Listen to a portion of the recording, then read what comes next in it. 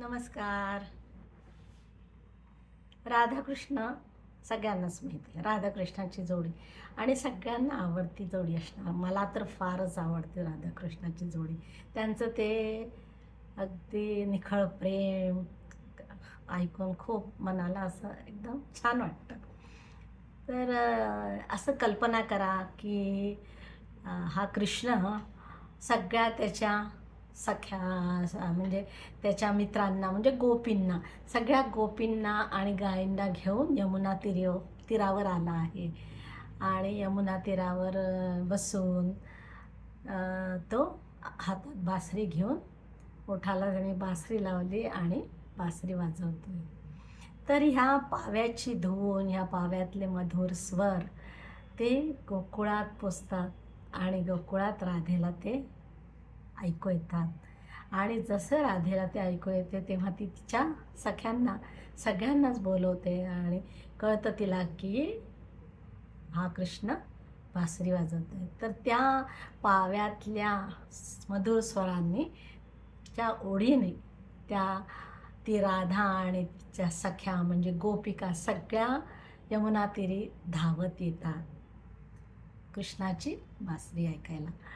आणि पुढे काय होतं हे आज माझ्या कवितेतनं ऐकूया. कवितेचं शीर्षक आहे राधेचा कृष्ण सखा. ऐकूया. गोकुळी अंगणात नाचतो हरी, गोकुळी अंगणात नाचतो हरी, राधेचा कृष्ण सखा वाजवी बासरी, राधेचा कृष्ण सखा वाजवी बासरी.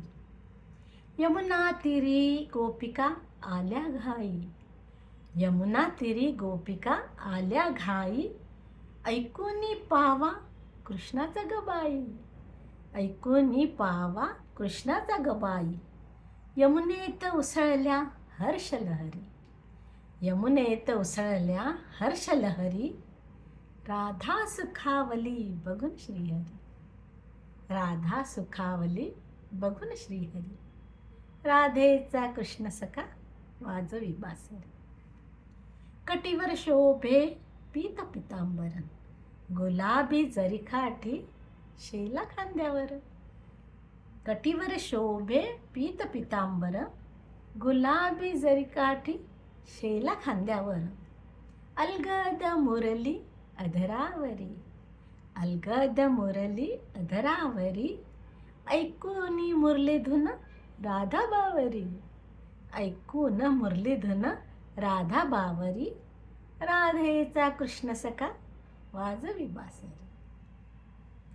लोभस सुंदर वर्ण सावळा, धेनुस लागे कृष्णाचा लळा, लोभस सुंदर वर्ण सावळा, धेनुस लागे कृष्णाचा लळा, मोरपीस साजरे डोईवरी, मोरपीस साजरे डोईवरी, बघताच आनंदली राधा लाजरी, बघताच आनंदली राधा लाजरी, राधेचा कृष्ण सखा वाजवी बासरी.